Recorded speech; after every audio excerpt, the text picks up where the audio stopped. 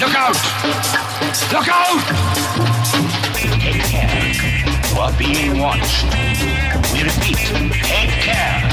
For you are now alone with a killer. I'm trying to understand! I'm gonna tell you, there's things that you're gonna see that you can't unsee, that get in your head and they stay there. You name the price, I name the price. That's all I can tell you. Sometimes you can't know what I'm doing. It's better than So this is what he seeks.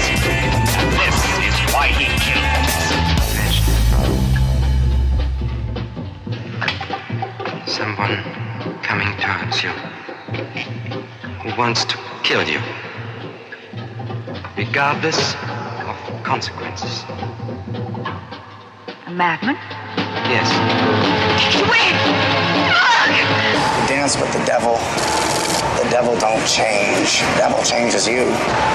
Hey everyone, welcome back to another episode of Sleazoids, the podcast where we go down the rabbit hole of 20th century genre fare from the most influential canon classics to the trashiest exploitation films we can get our hands on, and invite you to tag along in helping us create a canon of sleaze. Each week is a double feature grindhouse style where we discuss two films loosely related by subject, genre, actor, filmmaker, or franchise, and at the end of each episode, along with our honorary Sleazoids, which you can become by subscribing on Patreon. Which you better do.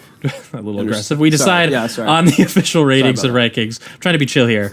For every film that we cover. Patreon subscribers also get an on-air shout-out and 2 bonus episodes every single month, which we have been doing for coming up on 2 years. We have over 40 or so bonus episodes waiting for you on Patreon. If you haven't made the jump yet, definitely consider doing that. Speaking of which, a lot of people are making the jump lately, so if I miss we appreciate y'all. If I miss your name, feel free to yell at me and I will make sure to hit it on the next one. But we have so many, I think I don't remember what the last set was and wasn't, so I'm just gonna start. It's a good problem to have, I think. So here we go.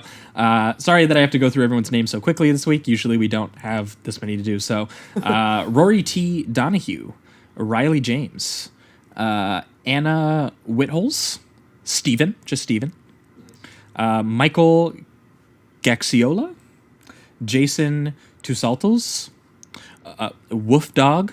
What's up? What's up, Woof Dog?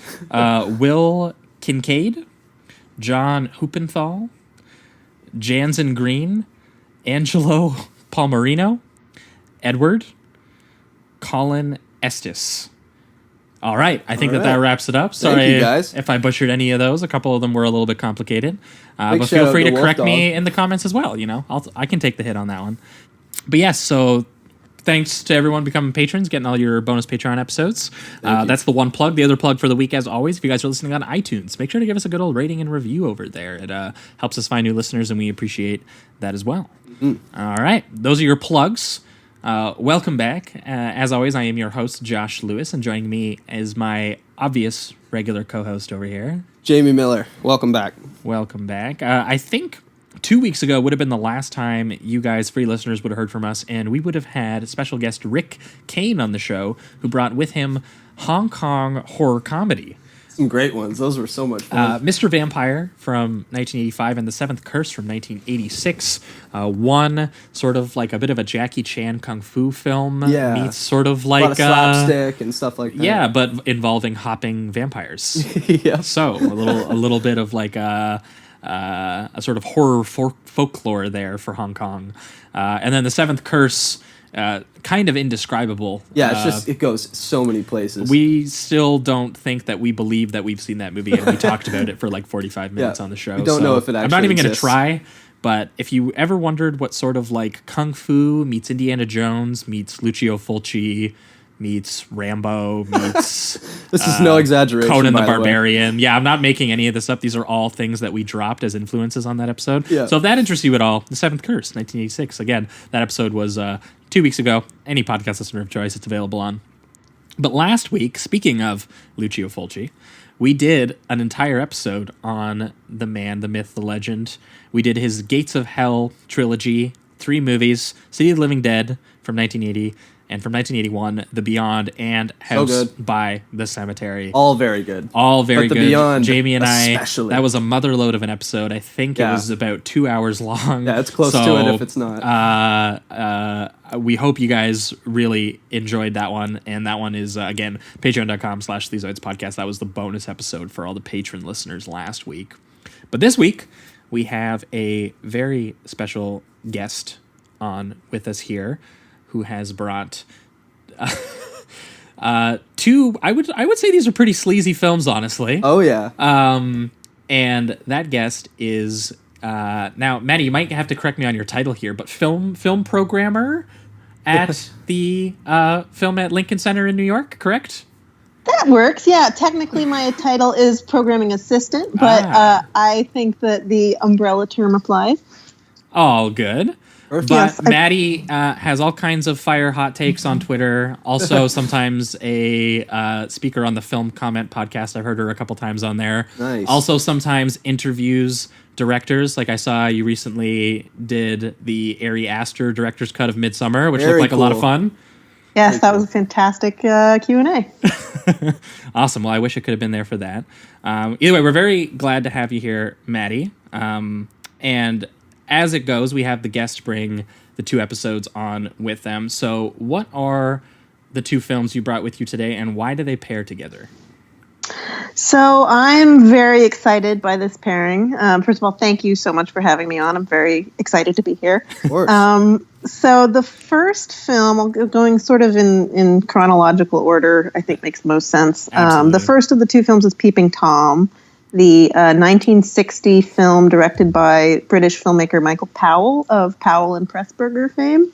And it's sleazy in the sense that it's about a murderous voyeur who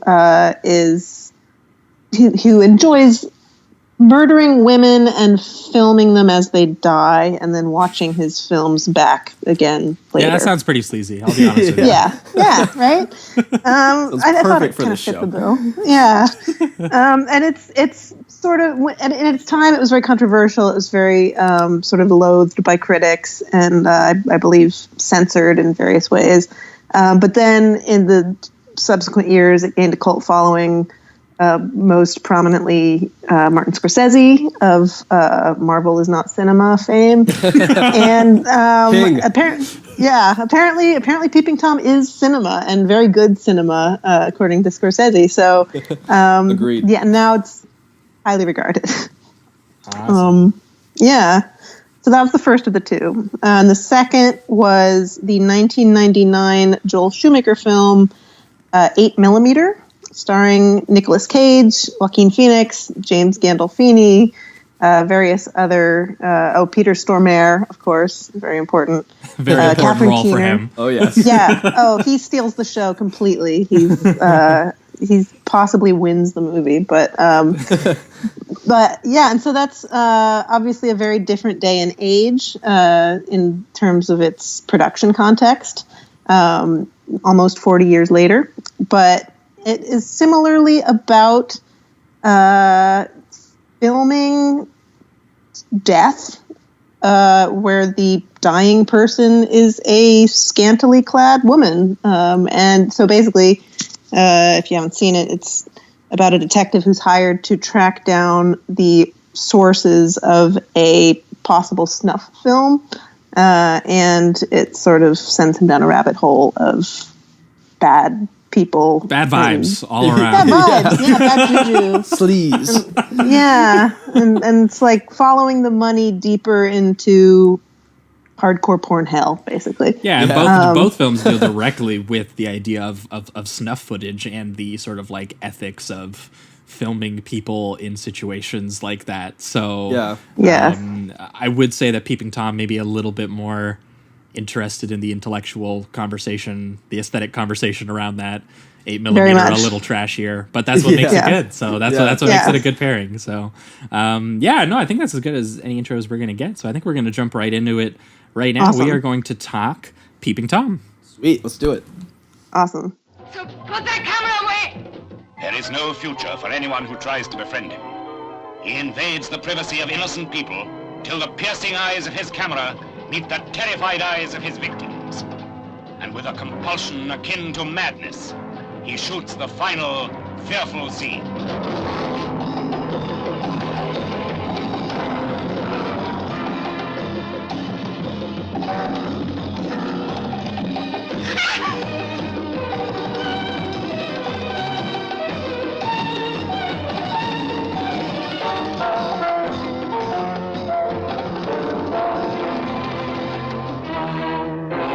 All right, we are talking Peeping Tom, the 1960 British psychological horror thriller film directed by Michael Powell. As Maddie mentioned at the top of the show, the one half of the Powell and Pressburger directing duo, which for you, Jamie, I know Jamie's still working through the canon of film. Yes, I am. But Oh, they yes, are very yes. famous. I'm the baby to the show. Very famous British directing duo. They did films such as The Red Shoes from 1948, which you might have heard. Also, I've watched most of that one. Black Narcissus. They did A Matter of Life and Death. Oh my God, they did so much. They did goddamn Canterbury Tale from 1944, I'm pretty sure. Either way, very prestigious British directing duo. Yeah, I was going to say, it seemed more like those were kind of classical, prestigious films, and then this one was definitely a left turn for this guy. Yes, he went solo for this venture because Okay. clearly he had an interest in this and sort of And it regret. killed his career. Yes, that's exactly it. That's the Wow. crazy thing. Did he ever get it back going after this, or was it like, this is too offensive, we got to get rid of this guy? He made a couple of very small films, and he had a very hard time putting the money together to do it because of this controversy. And he basically was done by the early 70s, 10 years after this. Wow. Nothing. And after anymore. having so many impactful films too. Yeah, right? well, later he was named, as a duo, they were named, they were up there with Hitchcock in British film. So yeah, this film basically killed his career. He went out on a line because he was passionate about doing this one himself. And What is it that differentiates this one from a Hitchcock horror thriller that made people more like, this is offensive? Was it the scantily clad women? That's actually a really interesting question, especially because this was made in the same year as Psycho. So Right. Yeah, that's kind of where I was in the mindset, because I know that Psycho came out this year, and so I was like, what was so offensive about this one compared to Psycho? Well, I will say, and this is a good place to actually start, because Sure. the film specifically, it's about a sort of loner photographer and also a full-time focus puller at a film studio named Mark Lewis, no relation. He takes racy photographs of women, and it sort of unfurls as the plot does that there is sort of a background in that he is filming some sort of documentary about the nature of fear that he is sort of hereditarily passed down from his own father's experiences.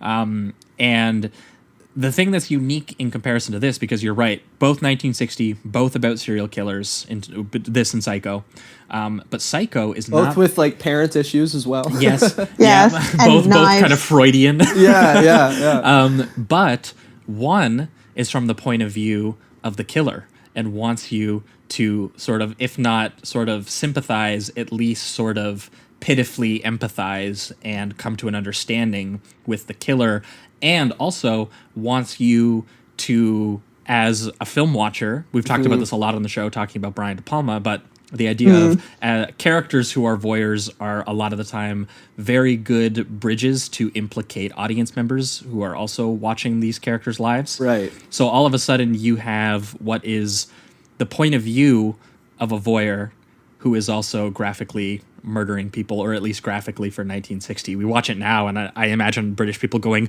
"Good heavens!" Yeah. And I'm like, this is the most this could get a G rating. You could right. pass the censor board so easily now. But I think the main thing, honestly, is just point of view. You can tell that Powell, in some way identifies with this photographer being a filmmaker, and having questions on sort of the ethics of filming people, and but merged with the urge. I love that there's a great quote late in the film that one of the guys says about the morbid urge to gaze, and you can tell that Powell identifies with that, even if Powell is hopefully not a serial killer of women. Yeah. Whereas Psycho, again, not from that point of view. It's kind of actually, there's sort of an unfurling plot where that mystery is uncovered. It's different. I feel like it's just... Whereas you're right with him at the very beginning. You know that he's It's a very killer. uncomfortable in that way that POV serial killer movies can be, especially when they would go on in the 80s. You get things like Maniac. You get things Right. what is a Henry Portrait of a Serial Killer? Films like this. This actually has more in common with those films, even if definitely. it isn't as graphically violent. It's just, again, that identification with a protagonist that has interests that people who like films probably also have. Right. Yes, and it's something that Hitchcock used a little bit, like in Psycho, like in the shower scene. You see the murder from Norman Bates' perspective, but it's used to punctuate as opposed to like being the substance of the film. So it's like instead that's of a good point. the whole film being from the perspective of Norman Bates or adjacent to his perspective, it's only in these moments that are intended to sort of shock and take you out of the story. Right. You know? Whereas this, literally the entire movie is watching this guy, do this urge that he has, which is to kill women and then record that fear right before their deaths.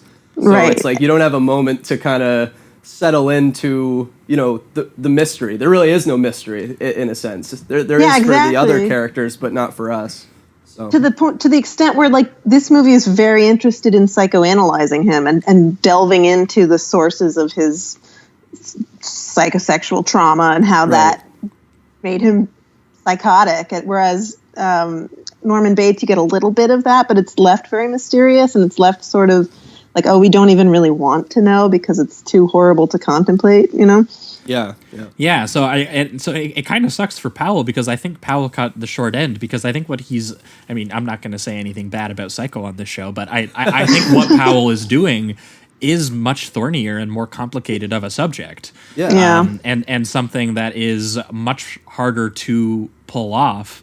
Yeah. So the fact that he actually kind of does for a guy who, previously, wasn't experienced in a lot of horror avenues. I mean, the visual language of this, even if just we're going to say this is some of the earliest sort of like patient zero visual vocabulary of a lot of POV slasher stuff that we are talking about, and then also you have literal serial killer films that follow this model of following kind of like the day-to-day life of people in these situations. So the fact that he could basically birth a very specific type of horror genre at the same before it it doesn't exist at this point, but also make something clearly. The guy is an accomplished filmmaker in his own regard, and there's like beautiful shots in this, and these amazing sort of like it looks like he did like matte painting work on this with some of like sort of like the late night city streets and stuff like that.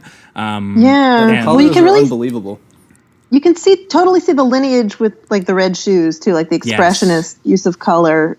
Like maybe especially seeing Maura Shearer dancing evokes that, which is horrifying because she's obviously the lead of the Red Shoes, and a lot of people know her for that ballet film. That's cool. So you're watching the sequence with this like really prestigious actress doing these dances, and then you watch her murdered. And it's actually really horrible because I haven't seen a lot of Powell, but I've seen the Red Shoes, I've seen Black Narcissus, I've seen a couple of the major ones, and being able to pick up on he was intentionally taking an actress from one of their famous films and murdering her as the subject of his film. Wow, like that's like putting your thumb in the eye of critics who probably liked your work. So I understand a little bit why some of them were turned off, even if they ended up, being mostly wrong. That's interesting that you say that too, because I don't have as much background in knowledge of these films, especially old Hollywood and kind of they call it like the golden era, I guess, or something like that. Kind of the giant musical numbers and all that stuff. And it was very cool to see him set that up where it kind of came off as like a musical thing. She's dancing, she's going around, there's choreography with her,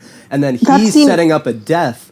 So it was interesting to watch this kind of like, here's one aspect of it, the horror, where you have the killer setting her up so that he can have the perfect shot before he kills her. Right. But then having... Also like a director. Yeah, right. But then having the Hollywood actress do the musical number kind of thing while he's setting up her death. I thought that was really cool and interesting.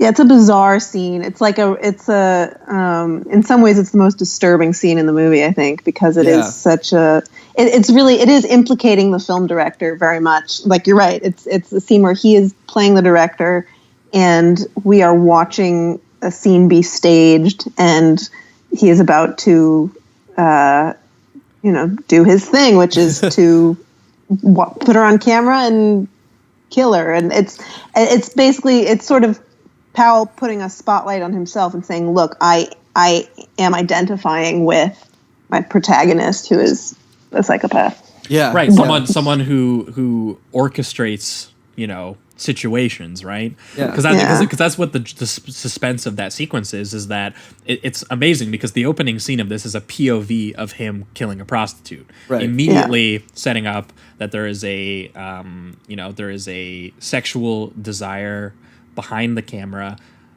for him to see people's fears and to try and capture, I guess, sort of like sheer terror is what he's after. So then you have that in your head when you're watching the sequence where, to her, he's just, I think she's sort of like an extra on the set. So he's trying to give her a moment where she gets to feel like a star, where he gets to record her on the big studio camera. She gets the full set to herself. Right. You feel that he seems on the surface like a pretty gentle, like, a bit shy, but like, like a pretty nice guy. That was something I liked about his performance too, is he's very timid and shy and whatnot, but you can still see his transformation. Like the closer he gets to the murder, he starts to just shut off. He like starts sweating, his eyes go wide. Yeah, like he starts becoming, like he detaches himself. And that I thought was a great aspect. Well, to his there is that performance. anticipation, which is interesting because in that scene he's also building anticipation for the audience. So there's this weird connectivity again that I feel like he not only does he identify with the character, he uses kind of like the power of these suspense sequences to get the audience to identify with him a little bit, because you're sitting there waiting for him to do the murder, and that scene goes on forever, and it's so nice. She's so nice. She's just dancing around having a great time. Smile, she feels so like a happy star. to be there. Yeah. And then he just inches slowly closer and closer, and then the blade comes out, and the look on her face is horrible. Even him having giving her the dialogue, like, this is what you're scared of right now. As he's approaching her, just be like, imagine that there's a man with a knife and he wants to kill you, and he'll kill you regardless of the consequences as he's doing it. And so you have this direction. And that's so slow too. He talks like that for like a minute or two before he even pulls out the knife and everything. Yeah, so, and then which by the way is on the end of a tripod. He's clearly getting off on it. Yeah. Which is where that's real sleaze comes in. Really? Right, well, it's like, No, go ahead. Well, I think the fact that he reminds me of Peter Lorre, who is also famous for playing a murderer in an old movie, most notably M, where he plays a child killer.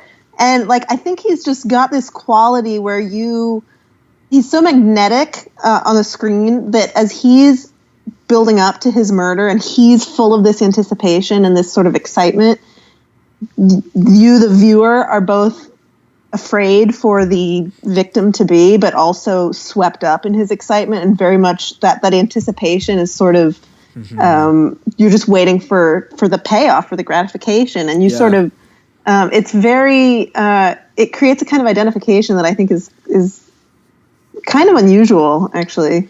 Yeah, well, and I honestly think that this is what upset critics so much when they were watching it. I think I don't want to feel this way. Yeah, get this out of here. But again, all he's doing is bringing up, sort of like the ethics of reducing people to images on a screen like this. So again, and which is what's so sort of interesting about him taking. Because the thing that shocked me the most watching this for the first time, I would say honestly, is how seriously he takes the psychology of this character. Because a lot of the time, and a lot of sort of like worse serial killer movies down the line would kind of use psychology as just kind of like a cynical means to the end of being like, that's why he kills people. Right. But this one takes it very emotionally seriously in a way that you don't usually see from these kinds of films, which is and again, to be kind of like the inception of this kind of film at the same time, to do that is pretty amazing. But there's a subplot here with sort of like a tenant that he rents to, that he is genuinely interested in as a person, and he kind of sees her as a bit of kind of like an out from his interest, where he doesn't want to see her scared. He likes her. He sees her as an actual person, and she even convinces him for the first time to go out with her and not bring his camera with him, when usually he's bringing his camera everywhere. Like his job is with him all the time. A lot of the time he goes straight from the studio with his personal camera to, sort of like the local, I think it's like the convenience store where they have like the young women living upstairs, where he can take racy photos of them for like the guys to like buy at the local store, for like the creeps to buy. It's actually a creepy scene when that one guy comes up and he's just like, you got anything else? And the guy like pulls out the book and he starts flipping through it, and I was like, damn, this dude's going ham. He's like, how much for the whole I'll set? Take it all. Yeah, so I think it's really interesting that, you know, like they show you that that's his day-to-day life is on set working with actresses where he doesn't have like a real relationship with them. He has a professional relationship with them. And then these other women he has professional relationships with. And he finally has a personal relationship with one. He starts putting the camera away. He doesn't. And I notice as soon as he does, he feels almost like a relief. Like it seems like his character kind of does a change. As soon as she grabs his camera and puts it somewhere and they go on the date, he's got a big smile. He almost seems like he's less timid, less shy. Yeah. You know, it's definitely connected to him. It's amazing that it kind of like ties a sexual urge to capture this sort of documentary that he's doing. But at the same time, he's still obviously very clearly traumatized by his father doing it to him and you know by the acts themselves. So and I think his love for Helen is like, that's in some ways that's another thing that makes the film disturbing, I think, because it humanizes him and it makes it shows that he's capable of love and that he's capable of enough self-awareness that he knows that when he sees fear on a woman, then he's overcome by his, you know, fetish or whatever it is and his obsession, and sort of is set down a path where inevitably he will need to kill her. And he doesn't, and he knows that destroys these women that he kills. And if he's attached to this one woman in particular, he doesn't want to destroy her. And so like that struggle within him makes him seem more human than, like, say, a Norman Bates who is just a psycho who just wants to kill Janet Leigh, you know?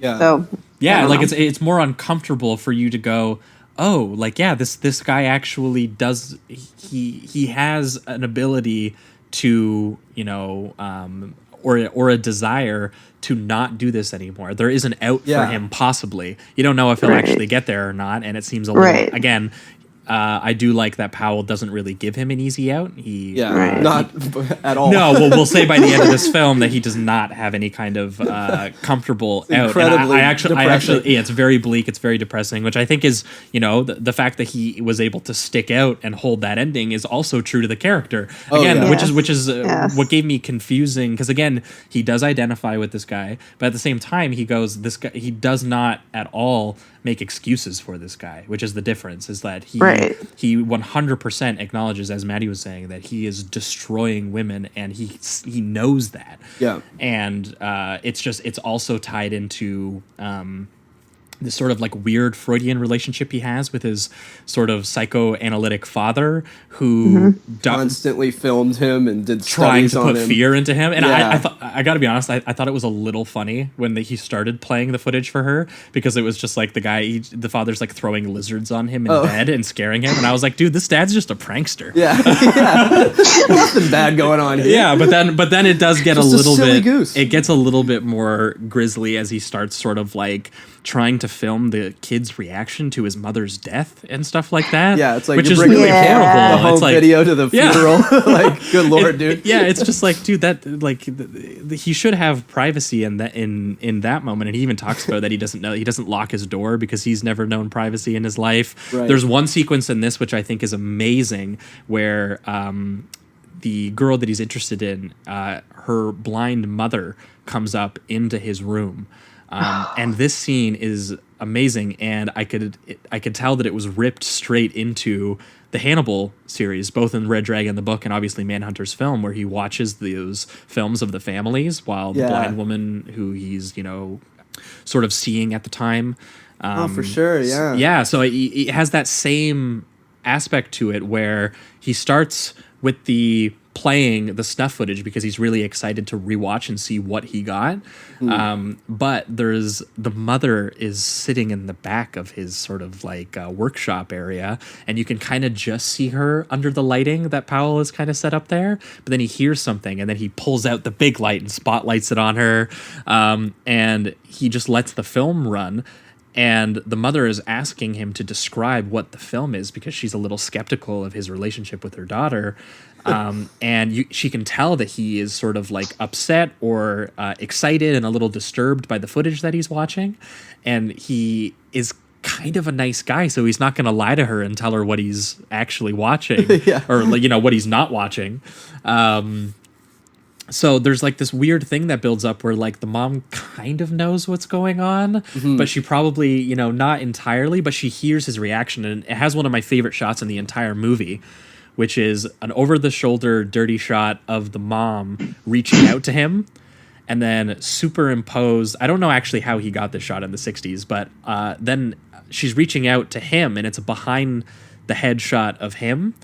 And the projection of the woman's face in terror is on his back, and it's cutting her face off. So you just kind of like see her eyeball open up wide, and then it's him freaking out, realizing that the footage isn't right. Being like, I love that they included her character because it's sort of the fact that she's blind makes her sort of invincible in a way that points to how like seeing in this movie, like it's all about seeing. Yes, it's about killing, it's about sex, it's about, you know, the psychology, but it's specifically sort of manifested through this idea that looking and seeing is violent, and the fact that she can't see what he's looking at means that she's like, he doesn't have to worry about her tattling on him, and therefore she has this kind of power over him where I haven't quite worked it out in my mind, like what. No, there's something about that too, because like later in that scene when he realizes that the footage is wrong again, I think he says that it fades out a little too early because he was so excited by the actual act of the killing that he wasn't paying attention to his composition and his lensing anymore. Damn, you know when that happens. So the footage, I hate it. So the footage ends up not working, and then he immediately goes, "Holy shit! I need another face. I need another thing to go." And he's so disheartened because he thought he was done. Like he feels like he wants to move on from this project and be with this woman, but then he's like, I need another one now because, you know, for some sort of my project, sort of OCD aspect to this. And he tries to kill the mother, but he can't. And I think it's partially because obviously he, you know, he has already started to have relationships with her as a possible mother-in-law situation. Yeah. So I think he's already. So that's part of it. But at the same time, it's also, I don't think that she can give that look to him, even though she's scared. She just doesn't. It's not the same experience. Well, and I don't know how much we want to spoil. Oh, go full spoilers. Oh yeah, full spoilers. Full spoilers. Yeah. Okay. Well, you find out at the end that the camera apparatus that he has set up is attached to a mirror so that his victims can see themselves die. Right. And that's what he wants to capture. He wants to capture the fear in the eye of somebody who's seeing themselves die. And so she can't do that. She can't see herself die. So she's not going to give him the full gratification that he's looking for of ultimate fear, what he perceives as being the greatest fear possible. This is like one of the best lines in the movie. It's I think it's when he's revealing that he shows, you know, their face through the mirror so that they see, which is an amazing shot when he does that, by the way, where you see sort of like the distorted face of the girl that he's interested in, kind of like in the mirror on the camera there. It's awesome. And then his line is, "If death has a face, they saw that too." And you're just like, that's a whole other level of horrifying, you know? Oh, yeah. He didn't just want the kill. He wanted the fear of watching their own death, and that's just, you know, to just add another layer horrifying element to it. And I was going to say, and also think about how obsessed he is sometimes with capturing people's reactions to corpses, which he does multiple times in the films as well. I think one of the best scenes is in the set when he kills. Yeah, we didn't even talk about that. Yeah, he kills Moira and throws her into the trunk, and there's this amazing set piece that takes place on the set, which, by the way, I love just sort of like the reality of this set life, and the director's awesome. He's so funny. Like, he's an asshole, but he's so funny. I love that bit where he's sitting in the room and he's going, you know what? This scene needs more comedy. And immediately he rounds everyone up and he just starts shooting pickups to put, like, not even reshooting the scenes or rewriting the scenes so the comedy makes sense. Just shooting new comedic scenes that he can intersplice into what he's already shot, which is just a hilarious lazy way to approach it. Another one of my favorite parts from that director is when when the girl sees the body, she screams and faints. And before that, she was trying to do a scene where she screams and faints and was failing miserably. Yeah. And so when she does it successfully this time, he's like, oh, now she gives it to me. That whole thing. I gotta say, that was another thing that surprised me about this film is within those scenes, there's a lot of comedy. Like, yeah. like Yes. it's actually quite funny at times. Well, and I was Yes. surprised by that. And think about how a lot of it is kind of like weird, like set mistreatment. Yeah. As well. It's which all is, mistreating the actresses. It Yeah. seems, yeah. yeah, well, because again, he's tying the relationship to the people who have an interest in expressing themselves through Right. film. And people who, you know, who get into positions of power to do that. Yeah.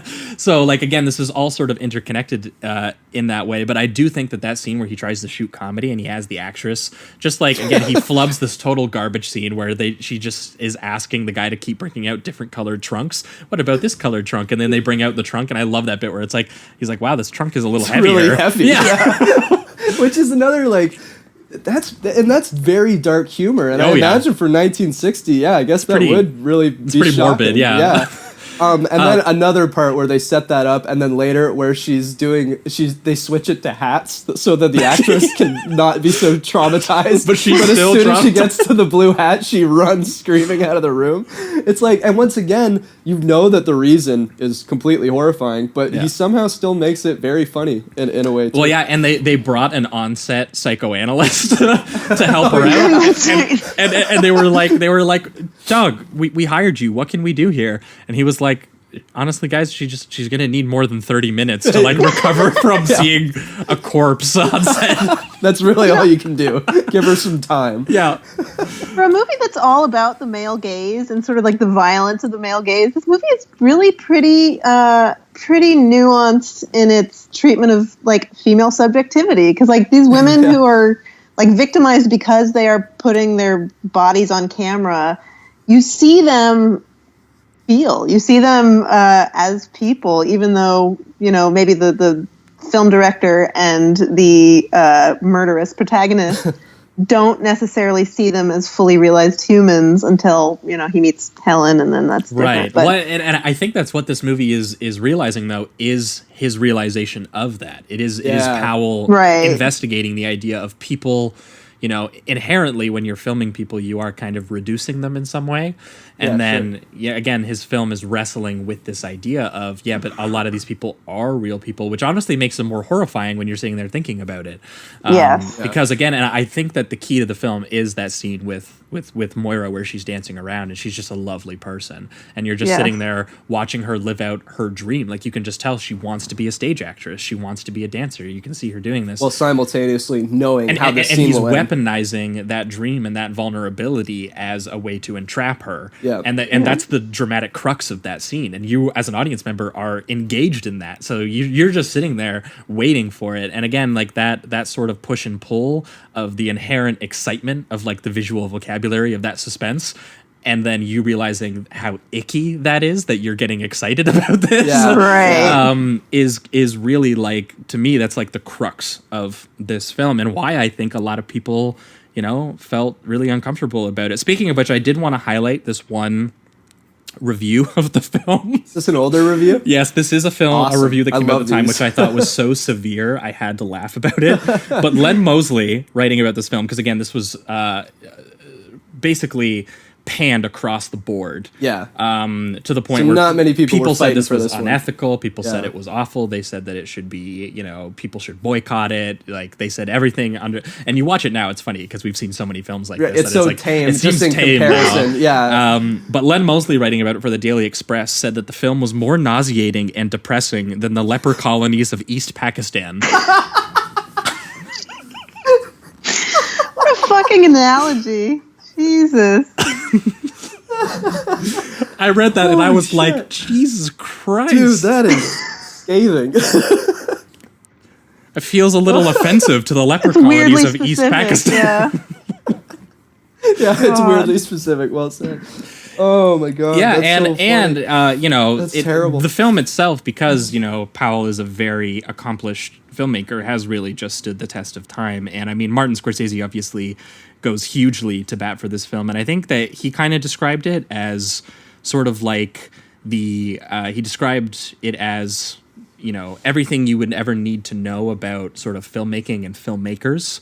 Yes. That it shows the aggression of the camera, how the camera sort of like violates inherently its subjects.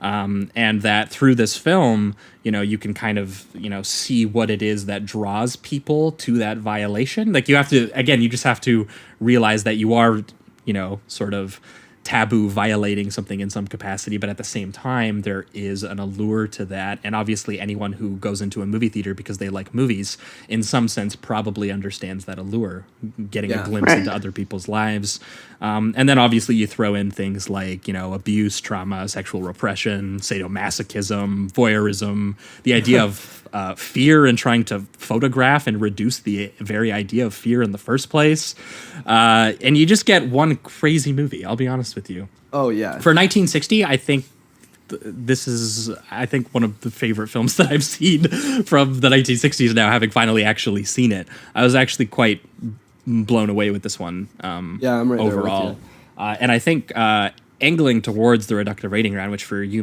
Maddie, is we strip all the words, all the nuance, we reduce the movie between a number between 1 and 5, but at the same time, this is also kind of turned to like closing statements. So if there's any scenes, any lines of dialogue, or any sort of like final things that you wanted to touch upon that we haven't yet, this is the part to do it. But for me, I'm going to be honest, I'm going with the 5 on this one. Nice. I really did love this, and the fact that it sort of like predates slasher, it predates a lot of giallo, and it takes sort of themes that Hitchcock was after with ideas of voyeurism. I mean, we've talked Hitchcock once or twice so far on the show. We did Vertigo, was kind of like our big one that we did, but obviously Hitchcock was a director who also investigated the idea of voyeurism.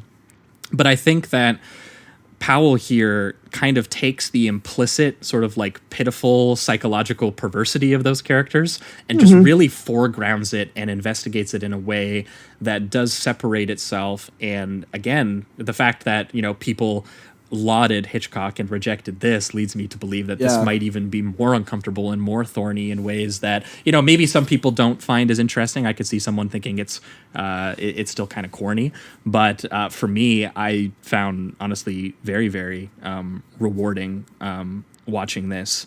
And the way that he sort of equates his desire and trauma into kind of also like a death wish, because we didn't get to touch on the big finale, which I probably will now, but like the big finale where he feels so much pain and he finally reveals all of his pain to someone. The mother earlier in the film says, at some point you're going to have to talk to someone about this, because just expressing yourself through your work is not healthy, because especially if your work is murdering women.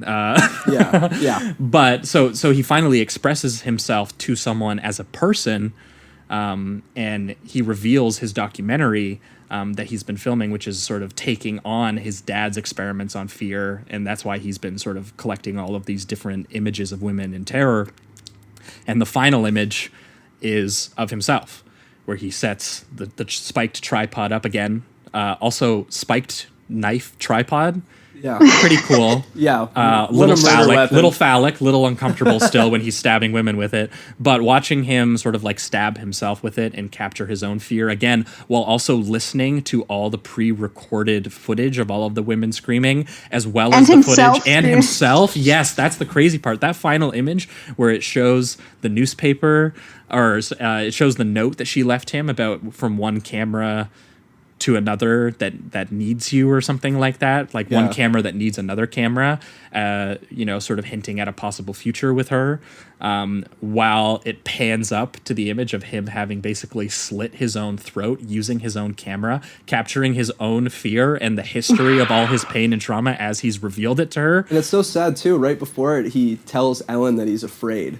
Too. So it's just like there's so much sadness. Yeah, it's really depressing. To watch. People were probably shocked. I get it, especially that finale, because it's just so it's visceral too. It's aggressive. It's very it's violent, and it's crazy. Yeah, absolutely. So that's why it gets the 5 for me. For you, Jamie?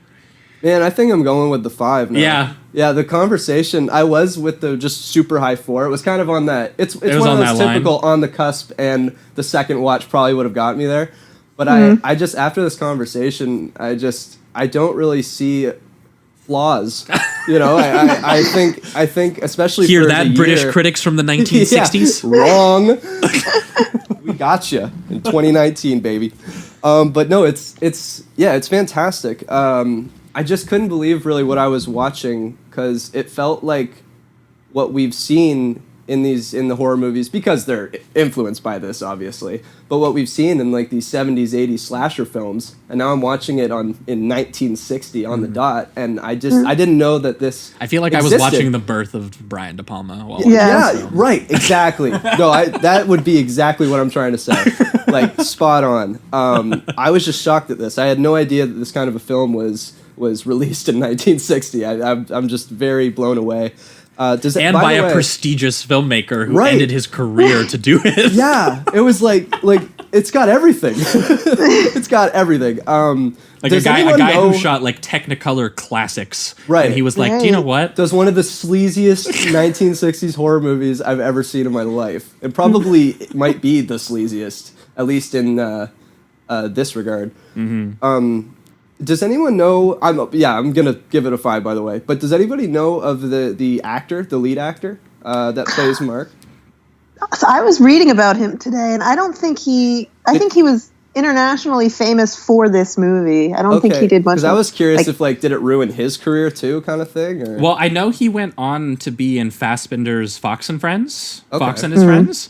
But I'm pretty sure it was a small role because I can't remember him in that movie. But also because I hadn't seen this film yet, so maybe now if I go back and rewatch that one, I'll recognize him now. But yeah, he seemed like he was kind of just like a very little known German actor. Wow. And I feel like he probably might have harmed his own career with this film, even though he's very good in it. Yeah, this should have shot him into stardom. It's unbelievable. But yeah, I'm gonna just stick with a 5 here. Yeah. For you, Maddie. I'm going to give it a 5. Perfect scores. Congrats, Peeping Tom. I'll just highlight a few reasons why. One is that I love a genre movie that is big on ideas. Like I love a genre movie that is just stuffed to the gills with ideas. Maybe too much so. Like I like a big, messy movie that's asking a lot of questions while also hewing to the tradition of a genre, in this case like a thriller, horror, slasher genre, or in this case maybe initiating a genre. But like it's so clear that Powell has all these ideas, these visual ideas. You know, it was the script was not written by him, but he took the concept of this story and just went to town with it, and I love that. I love even in cases where that ambition may not come to fruition, and the sort of the end result feels like a failure. I still tend to be on the side of those movies. Like this year, I was a big fan of Under the Silver Lake, which I think is in many ways. Oh yeah, it's big fans over here. Big mess and kind of a failure maybe, but I love it. I just love it. And so this movie, I think, it's a big ideas genre movie. And also I am a huge sucker for mid-century depictions of Freudian psychoanalysis. That's just something that like it's got everything. Yeah, completely. It's all there. And it's very, I mean, it's a little over the top because it's got that one psychoanalyst in the film who's kind of a caricature, but also there's this really poignant moment that's also kind of hilarious where he's, let's see, Mark is talking. Yes, okay, it's towards the end. It's one of the last scenes. Mark is talking to the psychoanalyst on the set and is asking him about scopophilia, which is this, you know, the fetish, basically voyeurism, which he has identified himself as having. Right. So it's sort of like that sort of like aesthetic pleasure, right? The idea is like that bit that we talked about where he wants to really badly, he has an urge to like film that actress's reaction to the corpse. Right. So much so that he's willing to like pull his camera out on set and like almost implicate himself. Yeah. That's how much the urge is there for him. So it even goes beyond voyeurism. It's like there's a whole other layer to it there. Right, and it is like it's like an erotic obsession, and it's to the point where it's compulsive, and it's like, and he's asking this analyst, like, how is there any way to cure yourself of this condition of scopophilia? And the psychoanalyst says, well, yes, certainly. All it takes is 2 or 3 years of psychoanalysis 3 times a week for an hour a session, and you can just see on Mark's face like, oh shit, like I'd rather just make my films. Yeah, he's like, I guess I'm not getting out of this one. And so then that's sort of the moment of despair where he then goes on to decide that that's it, I'm not getting any better, so I might as well go all in. Yeah. And like it's hilarious. And of course nowadays when we're getting adequate care for all kinds of health concerns can be a real obstacle. I just found that moment really kind of jarring and emotional, and I love that it was just very rooted in like the practical reality of trying to get help for a psychological problem in 1960. Yeah, for sure. Yeah. So anyway, I give it a 5. Yeah, he was like, nah, instead I'm just gonna go back to murdering women. Feels sounds like easier. a lot of time, man. Feels like an easy way to overcome this problem that I have. Yeah. Oh, man. I did really think that it was interesting actually watching this, that there was actually very little nudity in this film. Is there any? Yeah. No, I don't think there are.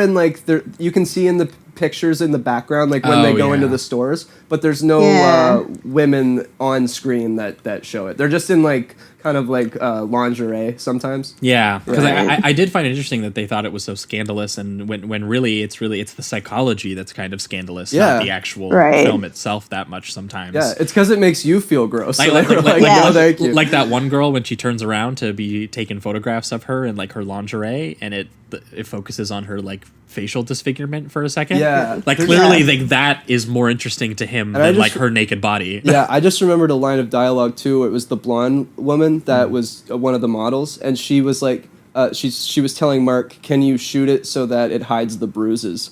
Right. So there's even implications of like really domestic violence and stuff, and that's one line. And, like it's not even talking about shading in these women's lives. So even in the underlying dialogue, there's a lot of just gross, stuff that's going on. So. Yeah, very interesting. It's so good. So yeah, 555 across the board. Yeah, 555. Yay! Perfect. Go Peeping Tom. I was very glad to finally kick this off the watch list because it's been like years and years. I've just kept kicking the can down the road. I was glad to finally hit it. Moving on, I think we are going to jump into... We're going to unleash the cage. Yeah, we're going to unleash the cage here. We are going to jump into what does snuff footage and voyeurism kind of look like. Directed by Joel Schumacher and starring Nicolas Cage. So let's do it. 8mm. Let's do it. We're gonna be okay. There is no going back.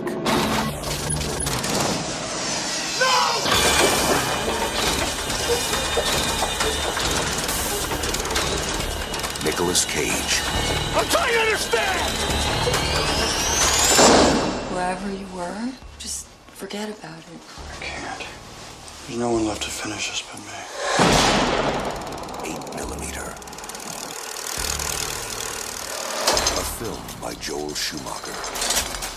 All right, we are back and we are talking 8mm, the 1999 crime mystery sort of horror film directed by Joel Schumacher and written by Andrew Kevin Walker.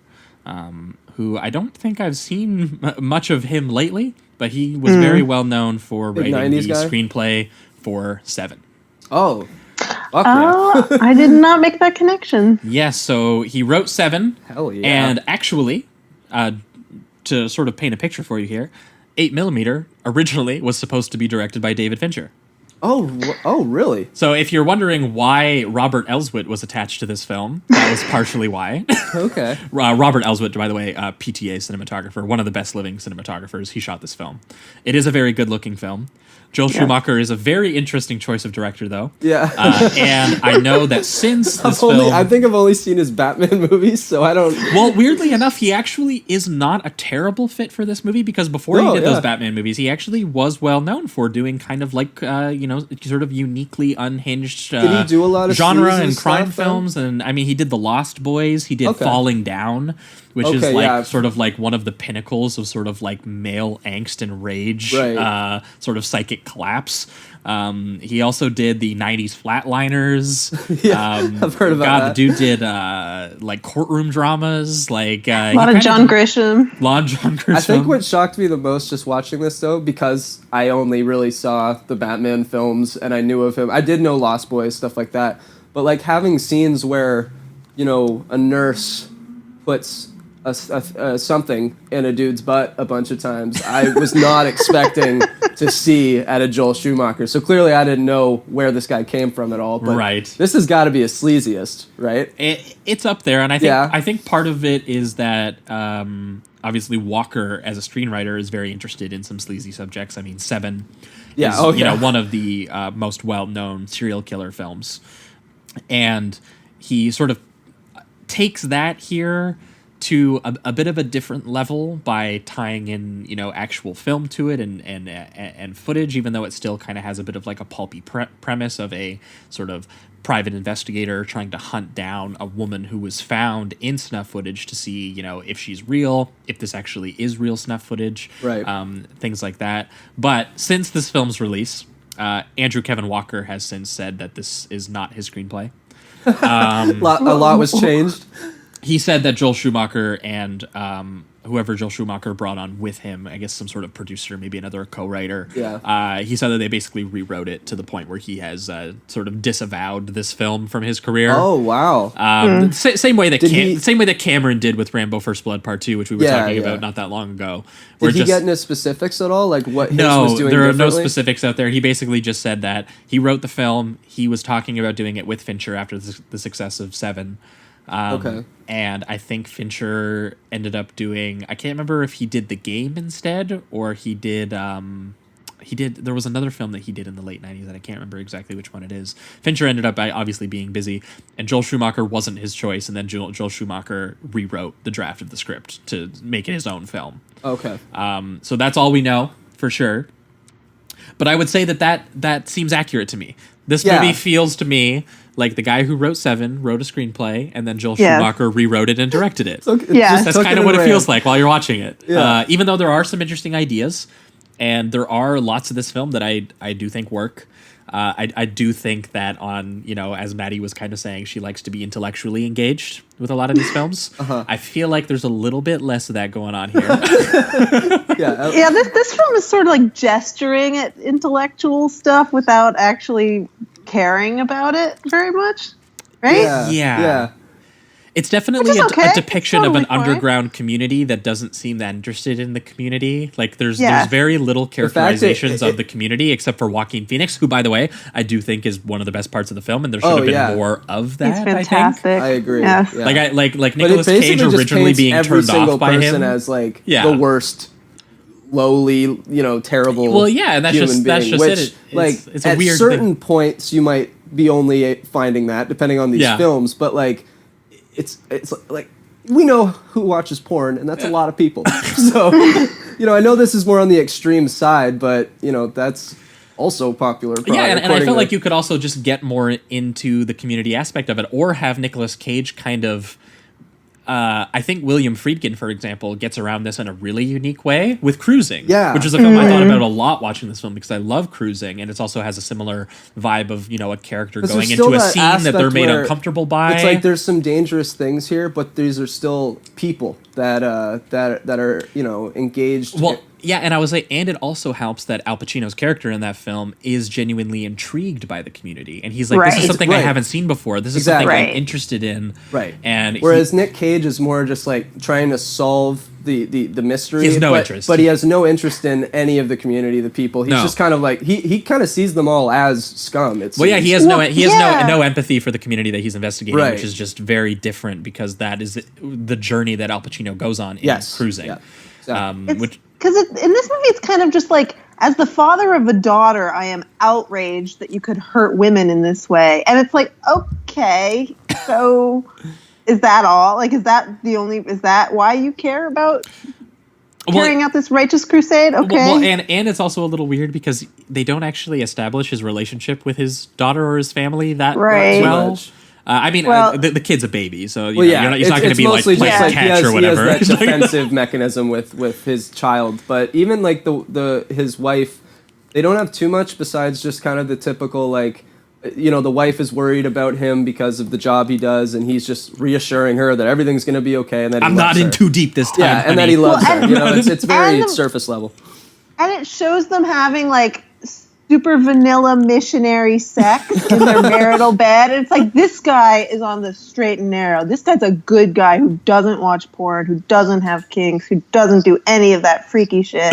And then like that doesn't change. Like that's another difference from Cruising. He's like not affected by what he dives into. He's horrified by it and disgusted by it, but he doesn't sort of buy into it at all. Yeah, no, because I think you're right. And as we get into sort of later bits of the film, I think there is an interesting development that they kind of make with him, and then they fuck it up. See, that's what I felt like they were starting to kind of dive into that, but they didn't want to go full throttle on it because they didn't want Nick Cage to become unlikable or some shit like that. Where it's like, does that really matter to this film? Yeah. We're watching a film about snuff films. Yeah. Explicitly, like, or in particular, snuff films in which women are raped, essentially, and then killed. Yeah. So it's like... There's sort of like a bondage rape aspect to it, and then they butcher them on the film. And some of the sequences of him watching the film are actually pretty horror. That's where I got that, because it reminded me of this, or not reminded me, it gave me this thought that it's like if you walked in the room while Nick Cage was drinking in his muscle shirt, watching all these snuff films, you would just assume that this guy's really enjoying all these snuff films. And that's kind of the vibe I was getting a bit, where it was like he was watching them over and over again. So just watching him watch those gave me this vibe where he might be diving into it now. It's just it never gets there. And there is something kind of like inherently sort of I would say like engaging or troubling about the idea of just snuff footage in general. I think it's kind of using the subject itself as kind of like I wouldn't say it's doing a whole lot interesting with it, but like inherently the idea is kind of just scary. And the way that, again, if we're tying this into Peeping Tom, like the way that, sort of, again, Nick Cage watching that footage, but then also there's a lot of talk about sort of like the means of production for that. Like at one point he's basically a producer for porn. Yeah. He's kind of like, you got to get the machine and I'll pay for it. And here's the warehouse. You know, like he starts producing essentially. Yeah, well, I mean, I think personally one of my favorite scenes in the film is when they finally. So the basic plot: he's after this woman who's possibly been killed in a snuff film, and it takes him to Los Angeles. And when he gets there, he's also hired by like an old rich lady. Yeah, who found the snuff footage in her husband's safe when he dies. Mansion, yeah.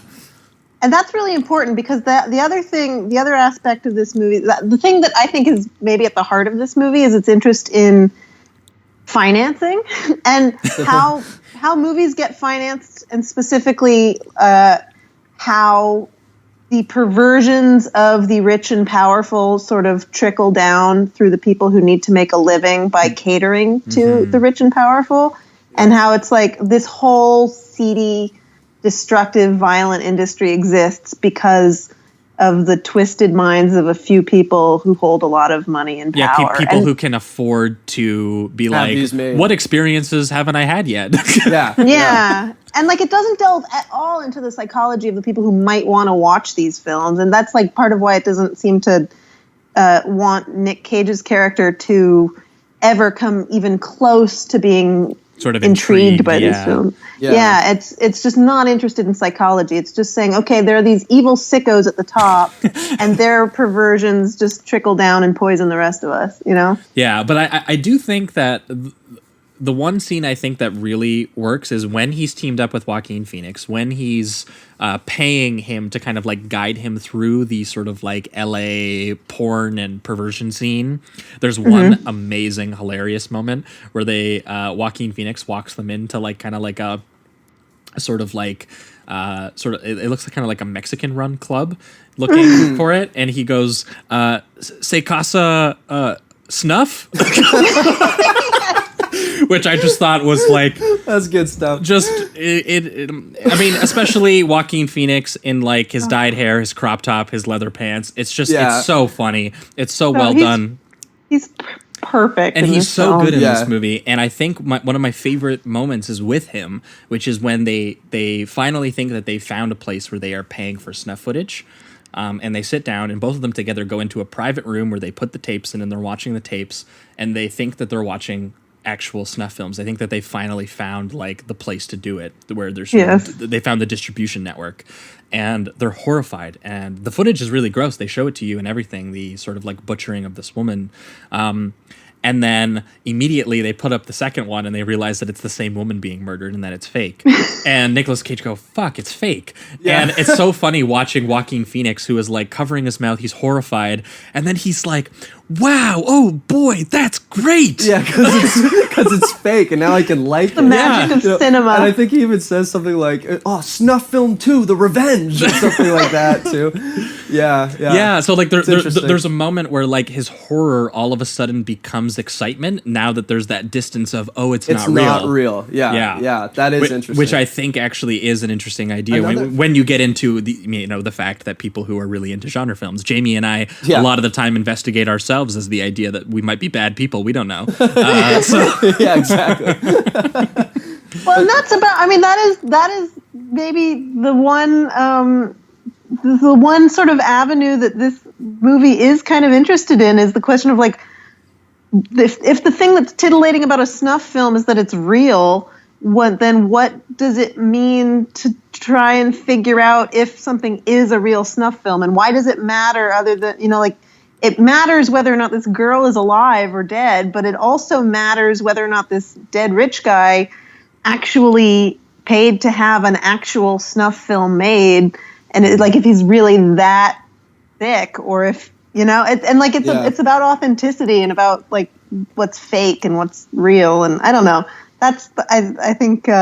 Well, yeah, and I think you're grasping. right, and I think that scene gets at that because of their reactions to it's the same footage. Yeah. Like they are still reacting to the same footage, but just the idea of it being real or fake makes their reactions completely different. Also, right? having Cage they're engaging with it on a different level. Also, having Cage be disappointed that it's fake because which is hilarious. And I think that's the one thing that Schumacher did, because instead of having Cage dive into the actual community itself, instead he just dives into the case too much. He does that. Instead, he just becomes too dedicated as a detective to the point where he's wants disappointed to see, that there's he not actually snuff wants footage. to see the snuff footage because he's like that means his case is it's cracking. He's cracking the code. Right. Another thing though with Joaquin Phoenix, and they never do anything with it, unfortunately, is that they have a lot of lines with Phoenix to Cage about how it's like if you dance with the devil, he'll get you, that kind of thing, which would imply that as Cage goes further into this scene that he's going to become overwhelmed by it, or he's going to like it or whatever, but then it never happens. But they do have dialogue that hints that that's going to happen. Well, because then it just never does. As we kind of pivot to the second half of the film, where Joaquin Phoenix and Nick Cage kind of do get deeper, there is an interesting structure I found to this. Yeah. Where I actually thought the movie was kind of ending like an hour and 15 minutes into the movie. Yes, me too. Yes. Because it's wrapping up to the big climax. And I do think that the decision to have that last half hour is super interesting. Mm-hmm. It just, they don't actually investigate it. But the idea was there, which leads me to believe that maybe it was in the original screenplay that things got a little grimmer. Yeah. But the fact that because instead, the sort of typical finale of this film starts at like an hour 10. Brought to the violence of the films, right? Yeah.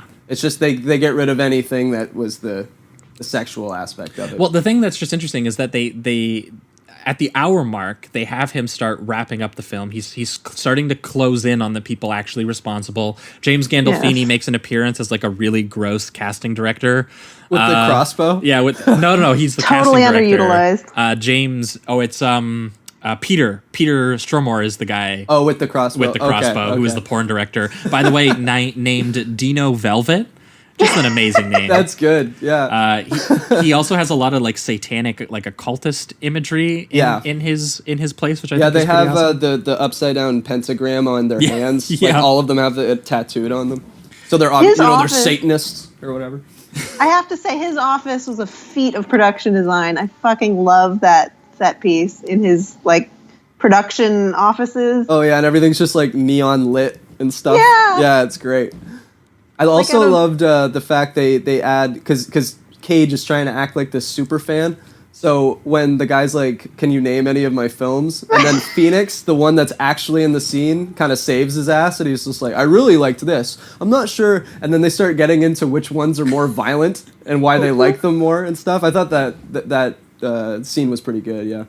Well, yeah, and Cage kind of just piggybacks. Yeah, exactly. Well, yeah, because there's one spot, I can't remember exactly what he says, but there's one part where he actually compliments like his craft, Yeah. and he's just like really amazing, like mise en scène and like that. Like it's not that line, but like it's something it's something along those lines where he's like complimenting him on like his choice of photography as a director and stuff like that. Yeah. But like Nick And Cage Stormare loves it. Well, yeah, and it's so funny because Cage is like delivering it so blankly that like he very clearly doesn't like he's never seen any of this stuff. He's like it's so anything obvious. specific. It's just these kind of general, Right, and it is really funny because obviously he does end up getting entrapped by Stormare. They kind of realize that this guy is kind of a bit of a fake, and you build to what you think is the climax of the film, where they have Joaquin Phoenix posted up, like sort of crucified-esque, on like a crossbow target, and they are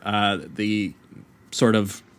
The pornographers and the casting directors start to realize that some of their footage that they recorded for real has gotten out into the world, so they ask Nick Cage to bring it in so they can kind of like burn it.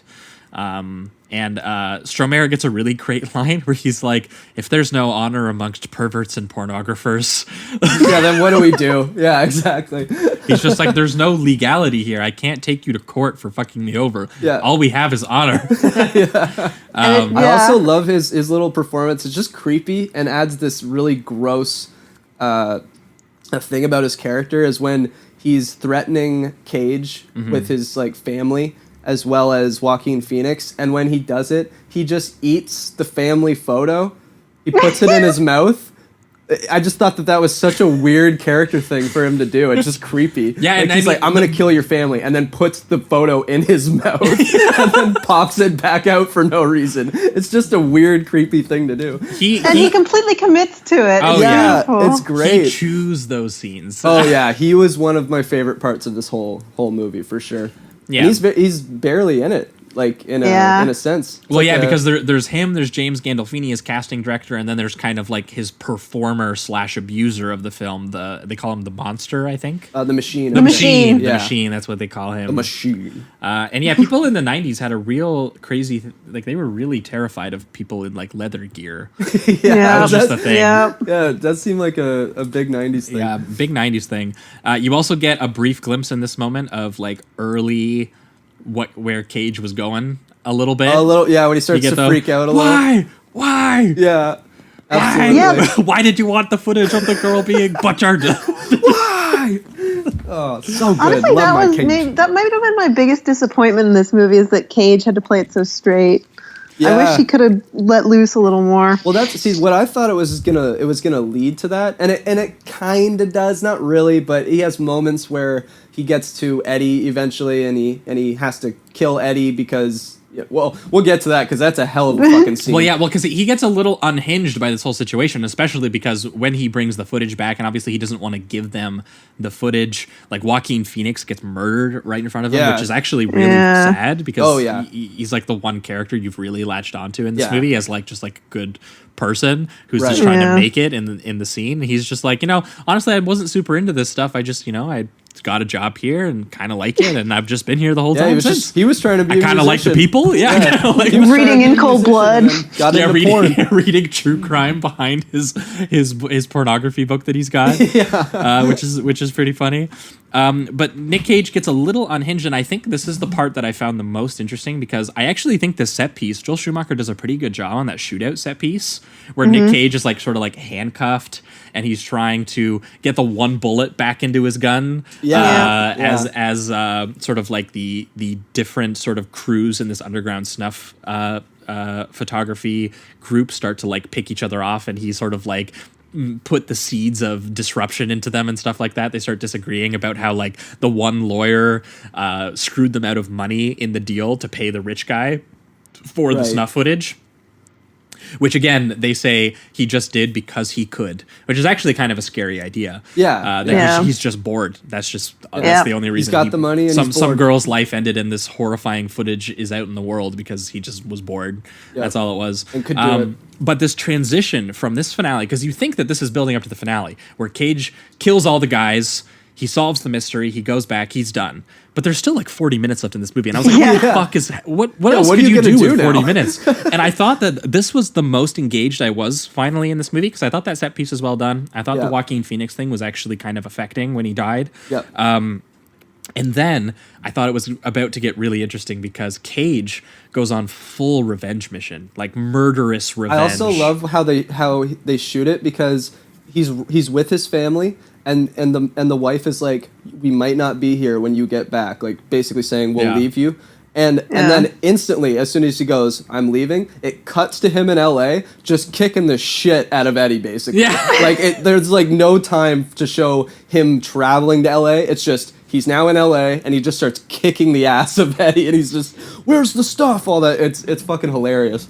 Yeah, and it's effective though. It's not like I didn't laugh at it or anything like that. I just thought it was interesting that they don't give you like any time between those. No, two scenes. because he sees that he has to kill off James Gandolfini's character, and he has to kill off the machine, or else he won't sort of have closure on this situation with these guys out there and possibly making more film.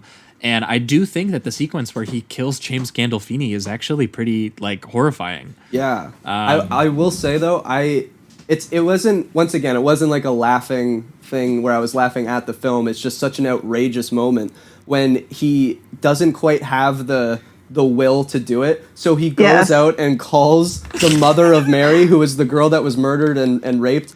And he goes, he asks her if she wants the truth or the lie. She says the truth, and he tells her what happened.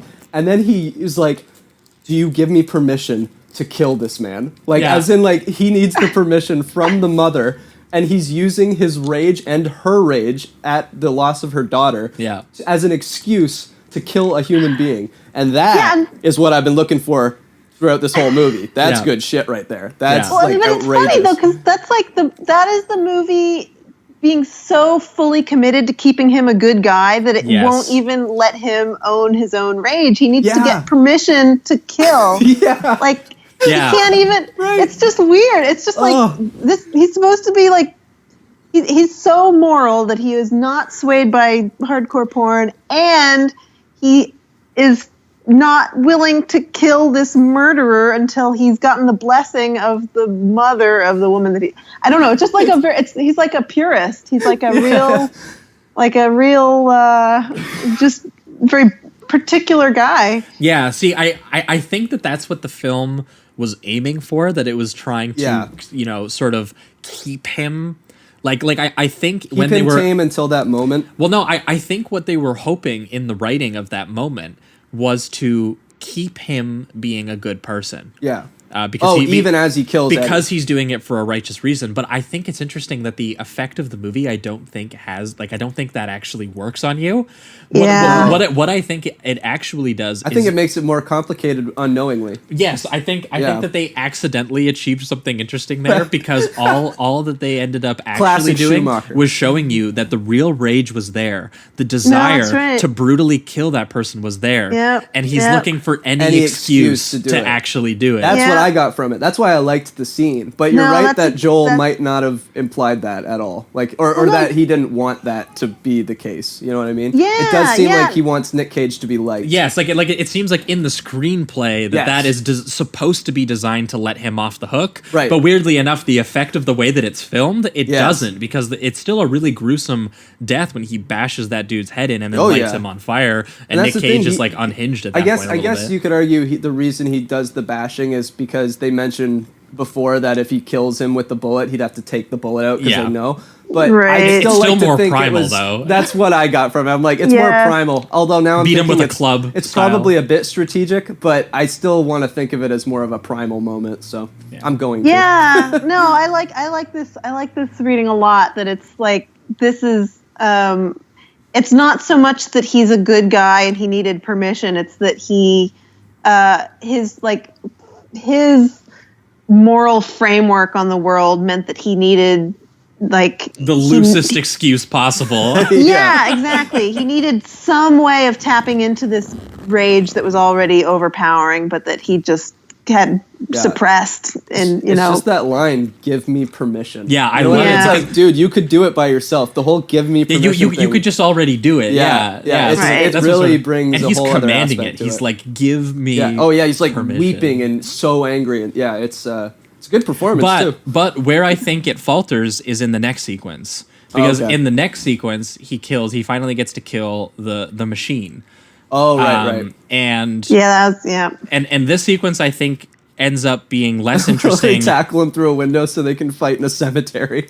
Again, I found this whole idea of Nick Cage just being done and finally just letting go of, and just wanting to like just the vengeance. Yeah, the vengeance. I thought that having this in the screenplay at all was like weirdly interesting, and then they just had to have the guy say the theme of the movie. The whole, and I was like, dude, you were so close. You were so close to having him brutally kill the machine, and then the machine pulls his mask off, and he's just like, What did you expect, a monster? I'm a fucking person, bro. Yeah. And I was like, this is the stupidest movie I've ever seen now. Like, that was my reaction to that scene, where I was genuinely into it, and then all of a sudden, it didn't, because again, it didn't ruin it for me, but I did get like a whole eye roll thing, where it was just kind of like, this, it's not necessary to spell it out. We've seen your 2-hour film. You know what I mean? I'm there with you, Joel.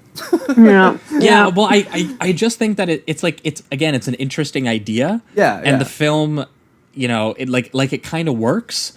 But then, you just had to spell it out for you. They have to have this conversation in dialogue where it just kind of like throws it off, where they're sort of engaging with it in dialogue and sort of like in a way that's self-aware, kind of like takes that power away from it a little bit. Yeah, and also I just don't imagine like you're in the middle of a fight for your life and this machine guy is going to take the time to express all of the reasons he's been doing this. It comes off as like a supervillain moment kind of thing. Yeah. Which is a really weird thing. And the rest of the film doesn't have that at all. So it's just weird that they give this whole, moment to the machine. And you're like, well, the machine was like the killer, but he was never the center of this film or anything like that. So it just felt a little odd. Yeah, I just remember watching that sequence and being like, "Oh, he's gonna like kill this guy." And what would be more interesting is if they didn't have that entire set piece where he's like, "Oh, this dude's a sick freak." Like, what if he just went to his apartment and he didn't recognize him because he was just a normal looking guy, and then all of a sudden he's just in a cardigan reading, and then and he's like, and they didn't have a conversation. He just goes up and kills a normal person. I would have been like, "Wow, there's your scene." For sure. But instead, again, they kind of have to give him this weird out where the guy acts like a monster the entire movie, and then he pulls it off, and he's like, "Haha, JK, I was a person." Yeah, not to mention the setting too. I mean, we're in a cemetery. It's raining. It's at night. They're pushing it a little too hard. You know what I mean? Yeah, they're trying to up like this like weird sort of like melodramatic action scene version of this scene where really he could have undercut it and restrained it by just having him go up and killing like a normal dad or something like that, and being like, holy shit, that was just a normal guy. That would have been devastating too. The guy didn't have a family or anything either. No. So it's like, I know that just makes it sound sick. Yeah. But it would have been effective given the movie. It would have been an actual test for Nicolas Cage as a character. Exactly. Going up and killing, family man. Yeah. See, we're writing this shit. Going up and just killing this guy. Let's rewrite this movie. Who's like been a freak the entire movie, and then at the last second is like, haha, I'm not a freak. Well, at the very least, they should have had the mother stay home from church so that she had to be confronted by the fact that her son was this machine. That felt like a total cop-out, that she's like, all right, sweetie, I'll see you later. And then Cage goes in. That's true. It's like they didn't want to have an extra layer of depressing, motives or whatever it is. Like, it's like they didn't want that scene that gives the extra that's what leads me to believe that Give Me Permission thing was like more accidental. Yeah, absolutely. Yeah. Because again, it doesn't feel like they were really leaning into the messiness of what Cage is doing. Right. Maybe that's a performance thing, honestly. Maybe that really was born out of his performance, which seems plausible to me. Yeah, and I'm not totally sure, but I just was thinking about it, and I had, you know, like a lot of films I was thinking about like watching this. I thought obviously a little bit about Manhunter again. I thought a little bit about Cruising and Seven, even a little bit of Polanski's The Ninth Gate. The one that we watched. 100%. Yeah, I thought a little bit about that one. Dude, 100%. But when I was thinking of this in comparison to Seven, and I was thinking about what Fincher does with that movie, where he ties the heroes with the killer in a way that's like really uncomfortable, where like Morgan Freeman is established to have like this kind of like apathy for the world, and eventually what they're doing is catching a guy who has like cosmic brain apathy. Right, yeah. Yeah. And how that film ends by kind of like giving you the apathetic guy's pitch in a way that's, you know, not entirely unconvincing. Wouldn't say I empathize with Kevin Spacey's character in that film, but I would say that he gives him a chance to state his case. And I think Morgan Freeman is not, you know, feels similar things earlier on in the film. So it kind of ties its heroes with the killer in a way that's kind of like gross and complicated. And it's just interesting that this kind of like threatens to get sort of like genuinely gross and perverse in that kind of way, and to kind of tie Cage in with his revenge mission with kind of like the sort of horror and violence that he's been sort of exploring throughout the film. Yeah. And then instead, you know, again, he has to have this moral quandary where he gets permission to kill. He needs to know that it's moral. We even have that ending with the letter. Like, that's the worst part, Offender, for me, is where, he receives closure and forgiveness for all of the stuff that all of the violence that he ended up doing. Because he was the only one that cared. Yep, and he's God just damn like, it, Josh. And he's like, God damn it, I'm going to look at my wife, and she's going to know, and she's going to forgive me for everything that I did. For the murders. Because I got forgiveness. Yeah. I don't know why we were doing accents there, but... we were getting to the scene, man. I was living it. Yeah, so even though that, you know, permission thing is still sort of undercut by the way that the sequence works itself, I just sat here going, man, they every chance they got, they seemed like they were too afraid to explore the connection between the cops and the crooks in the way that a lot of these great crime films does. Like Manhunter, like you can still be tasteful, like Manhunter is, and have, you know, a genuine interest in the psychology of, you know, sort of like the cops and crooks going on there. So, and taking it to a horror extreme like this does. Yeah. So, I think that was like my general feelings on that. I think angling towards reductive rating around. This one gets like a solid 3 for me, I would say. Yeah. I think that this is like, there's interesting stuff happening in this. There are ideas here. For sure. I think that some of them are a little undercut and some of them are a little underexplored. But there's good sequencing. I think that shootout in sort of like the porn shoot is well done. I think Joaquin Phoenix is like amazing for every bit that he's on screen. Yeah, I he's loved his really character. incredible. This gestures towards thornier ideas that it almost delivers on in some accidental ways, or, you know, maybe some intentional ways. And that's the thing; it never seems to know what if it's accidental or intentional. Yeah, and I will give a shout out to sort of like the production design team on this, and Robert Elswit too, the cinematographer. They do give this like a really kind of like scuzzy, gritty, sort of like disgusting vibe to it every so often that I do think kind of like works. Like there's a lot of dirt and grime. Like I feel like being on one of those sets, you just get grime on your clothes. It does feel like one of those films. Which I appreciate. Yeah. So like, you know, I think that there is a lot to like here. So there's no way that I couldn't like this film. But I do think that in a long tradition of films that are rewritten, it was rewritten to kind of mute a lot of the things that might have been more interesting and complicated about it, which seemed like they were definitely there, because there's too many hints. The structure is there. Yeah. Like how do you go full blown a half hour? The last half hour of this movie is Nick Cage going full like exploitation revenge movie. Yeah. And once again they set up all those warnings with Phoenix, where they're like, don't dance with the devil. If you go too far, man, it's gonna all that shit. And then nothing happens from it. And you're like, damn, so close. So the fact that, again, they really just had to go full pedal to the metal with Nicolas Cage doing gruesome killings. Yeah. And instead they kind of chose ways to mute that, which just kind of sucks. Yeah. But still definitely a watchable film, if a tiny bit long. because of that. Even though I do Although like I do that like structure. the whole, when I thought the movie was over and realized there was another 30 minutes, it ended up being quite effective. Yeah. The last like 5 minutes aren't very effective, but we'll just ignore that. I'm also gonna give it a 3. It's a very messy film. You know, it's got some good ideas, and then it has some ideas that seem like they'll be good, but they never go for them, really, or at least fully.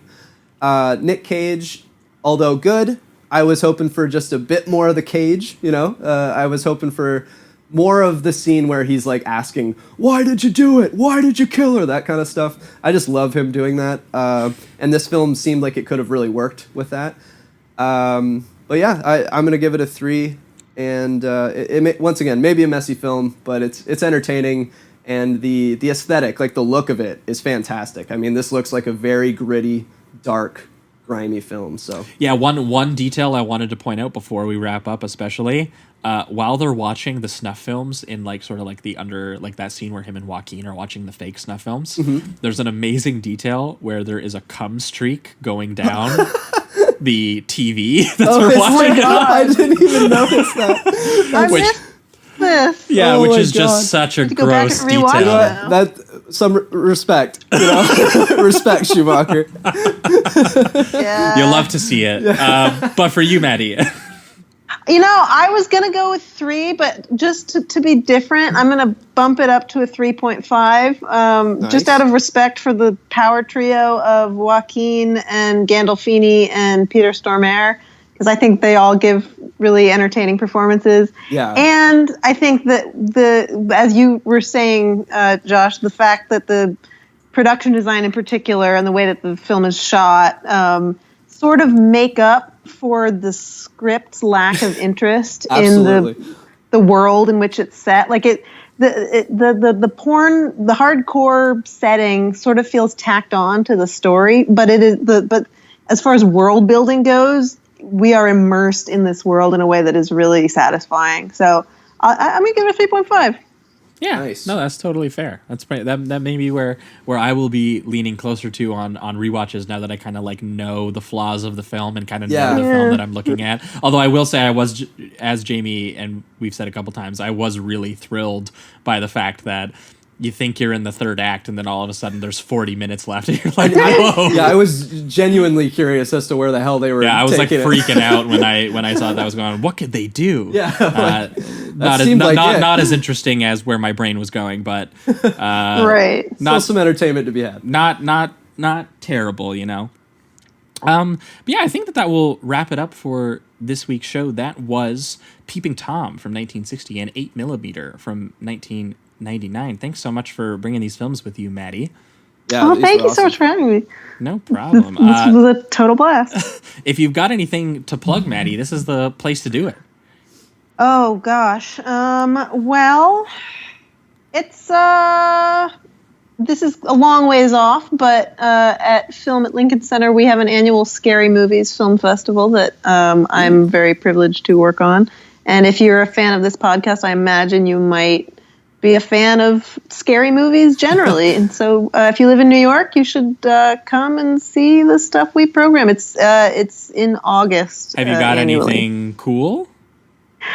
So this past year was a lot of fun. This is all in the past now, but we had the world premiere of the Midsummer Director's Cut, and awesome. as well, and we did a double feature of Grizzly and Prophecy, which was a lot of fun. Two kind of bear movies. Sounds interesting. That sounds like a double feature we would be interested down the line. Yeah, I recommend it if you clearly you guys appreciate a good double feature. So, and then I have no idea what next year's going to look like, but I'm sure we'll have fun. So. Awesome. Yeah. Well, I wish that we were in New York and we could attend. But anyone who is in New York, definitely check out Film at Lincoln Center, because there's a lot of things that you guys program over there that I'm like, damn. Super jealous. Really wish I could be there. But for our listeners, in 1 week's time, we're going to be back with a bonus episode for you guys, and it is time. It is. There is a release of a certain sequel to a certain film that people have been asking about for a long time, and we are a horror movie podcast, and we have put it off for 2 years now. Yeah, so it's time. It's Kubrick time, baby. We are doing The Shining, the big one. Yeah. We're going to talk about The Shining in conjunction with the release of Dr. Sleep by Mike Flanagan, the sort of like purported sequel to The Shining. Although it has an interesting sort of relationship because it has to both be a sequel to Stephen King's book and also his movie, which are, as we know and we'll get into next week, are two different beasts. So we'll see how that works out, but we are going to be pairing it with a personal choice from me here. One film I discovered just last year that I really latched onto and was surprised there was not like more of a guffaw about, because I thought it has a really amazing finale. That is the Australian version of The Shining. Whoa. Next of Kin. It is an absolutely amazing film about a woman score too. with an incredible score from awesome from Klaus. I forget his last name already, but the member of Tangerine Dream, who sort of pioneered sort of synth scores and synth sounds. So it is a really awesome film that I don't really want to get too deep into because the finale is better discussed on the actual episode itself. Oh, absolutely. But it's got a final 15 minutes that are some of my favorite of any horror film. So we'll be getting into that as well as The Shining in next week's bonus episode. Again, patreon.com/Sleazoids podcast for that one. And in 2 weeks' time, we are going to be back with a guest. Speaking of Australia, we're going to be having 3-time friend of the show, Andrew Law, on, host of the Buena Vista Socialist Club podcast. He is coming back, and he is bringing with him 2 horror films to sort of continue on our Spooktober. Even by then, we are going to be moving into November at that point. But we love it so much. This is how it happens. But he is bringing on with him Night of the Creeps, which is one that I haven't seen, but it's got a great title. Yeah. So I'm pretty stoked about that. It is a 1986 film, I believe, and then we are going to be pairing it with another film called Dead Heat. Cool. Again, no goddamn clue, but I trust Andrew on this. Andrew previously... Are these Australian films again? I don't think they're Australian, but previously he brought on the Wild Boar movie. Which one was that one called? Razorback. Razorback. That was pretty sweet. And he brought on Long Weekend. Yeah, that was great. So I trust Andrew with selecting some sort of like deep cut genre films for us. So absolutely. That's what you can expect in 2 weeks' time. That being said, I think that will wrap it up for the week. Thanks as always for listening, and keep it sleazy. Keep it sleazy. Bye.